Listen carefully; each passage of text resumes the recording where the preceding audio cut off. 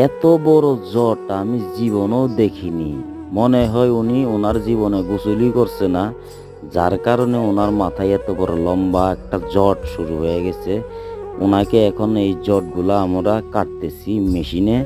মাথার চুলটি সব ফালায়া দেওয়ার পরে, জটটা ফালায়া দেওয়ার পরে ওনাকে গোসল করাবো।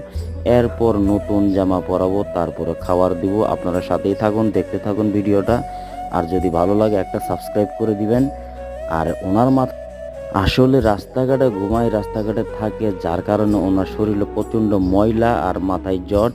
ভালো চুলগুলো এভাবে জট হয়েছে, যার কারণে আমরা এভাবে জটগুলো ফালাই দিতেছি। এরপর ওনাকে গোসল করাবো, খাবার দিব, ওনার শরীরটা পরিষ্কার করে দিব। এখন উনি হয়তো ভালো থাকতে পারবে, যার কারণে উনি ঘুমাইতে পারে না। ওনার অনেক যন্ত্রণার বিষয়, যার কারণে ওনার অনেক যন্ত্রণা হয়। আমরা জটগুলো ফালাই দিছি। দেখেন কত বড় জট, এত বড় জট আমি জীবনেও দেখিনি। আজকে জট